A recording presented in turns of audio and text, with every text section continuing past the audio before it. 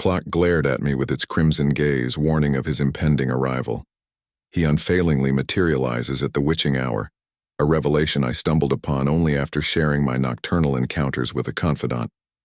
The witching hour, that mystical span commencing at 3 in the morning, supposedly marks the time when the Almighty is most vulnerable, allowing imps and minions to roam freely. This enigmatic visitor, however, bore no resemblance to a 3-horned demon nor an infernal lackey.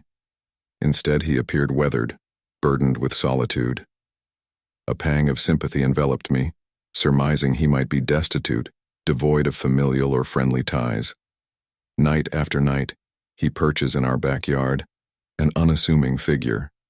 The urge to engage him in conversation tugs at my conscience, yet the courage to do so eludes me. On the tire swing, he broods and mumbles to himself, a portrait of desolation. My vantage point, fortunately unobstructed by trees or any visual hindrance, allows me a nightly view of his lonely vigil. Skepticism creeps in as my friend suggests it's a ruse, a ploy to lure me into the darkness. According to him, a child like me, ensnared in the late-night haze, would be a tempting morsel for this supposed prince of darkness, orchestrating a perilous nocturnal repast. Perhaps he does raise a valid concern, not so much about malevolence but safety. The elderly man might be struggling with mental health, a plausible outcome of homelessness's toll on the mind and body. The dim view from my window adds an element of uncertainty. I'll mull it over. Perhaps tomorrow night, I'll venture out to assess if he poses any harm.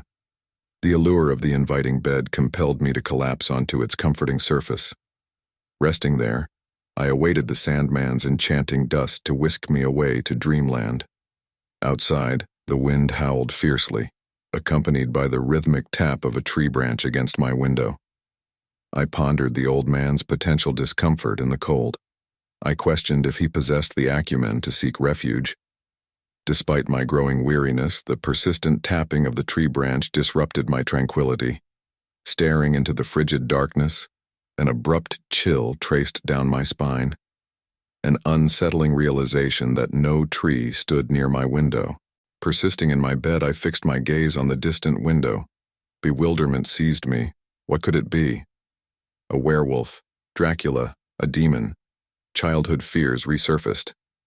Tonight a full moon illuminated the sky. Recollections of my friend's words about the witching hour echoed in my mind, when the malevolent entities of the night emerge.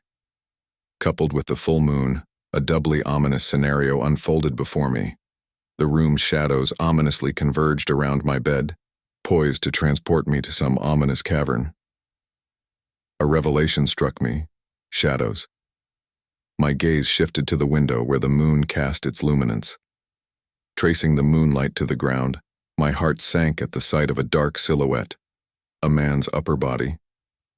A new fear gripped me, more tangible than the fantastical creatures of the dark. Could the eccentric man outside be the Prince of Darkness, as my friend speculated? I reprimanded myself for regressing into the fears of an 8-year-old, urging my senses to regain control. Perhaps he sought refuge from the wind and noticed me in my window, prompting him to scale the house to the 3rd story and tap for attention. My heart raced, its once steady rhythm now in chaotic disarray. Fear held me captive, yet an insatiable curiosity warred with the instinct for self-preservation. Survival emerged victorious. I took a cautious step back from the window, maintaining an unwavering gaze. Returning to my bed, I threw the covers over my head, gripped by an overwhelming sense of dread. Desperation compelled me to pray fervently, pleading for assurance that this was a mere nightmare. A sign of survival manifested as a rhythmic knocking on my room's door, a constant tempo that neither hastened nor slowed. Listening intently for minutes, the knocking intensified, echoing the disconcerting tapping on the window.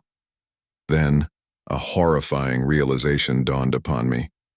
I flung the covers back over my head, squeezing my eyes shut with all my might, attempting to make them tighter still. My ears were shielded by a pillow, my desperate bid to drown out the persistent knocking. Enveloped in my cocoon, I endured what felt like an eternity. Slowly, my body began to relax, and my thoughts drifted toward the realm of dreams. Yet, an unseen force restrained me from slipping into slumber. It wasn't the knocking that held me captive, it was the abrupt silence. The knocking had ceased. Perhaps it had vanished. I clung to that hope, shrouded in silence, attempting to ease into the embrace of sleep. A novel sound emerged, devoid of the rhythmic cadence of its predecessors. It was the unmistakable echo of someone walking, footsteps quickening with each step, a presence in my room. The footsteps halted at the edge of my bed, and I sensed eyes piercing into the back of my head. The rhythmic drip of raindrops reached my ears. The scent of dirt on shoes permeated my senses. The mustiness of clothes lingered on my palate, and his breath grazed the nape of my neck. In that moment, a chilling realization settled upon me. I wouldn't survive the night. Then, a deep voice, perhaps multiple voices entwined, reverberated. "Come with me." I kept my gaze fixed on the man, and though his lips remained still, his words resonated loudly in my mind. The desire to remain motionless concealed under my covers surged within me. Then, he, or they, uttered words that would forever alter my reality. "We are not the ones you should hide from, but if you wait here, they might find you." The use of the plural by this man of many voices both terrified and bewildered me. Despite a whirlwind of questions, my immediate concern was confronting the fear at hand and complying with this enigmatic entity's directive. Summoning courage, I stood and met the man's unwavering gaze, or rather, he peered through my eyes. The voices echoed once more, assuring, "Do not fear us, we shall make you see. Follow us." With that, the man pivoted, leaping out of the window. A strange compulsion surged within me, and I closed my eyes, leaping after him. A descent unfolded, and I plummeted downward. 3 stories seemed an eternity for someone of my stature. As the ground approached, an anticipation lingered for a gradual deceleration, a poised landing.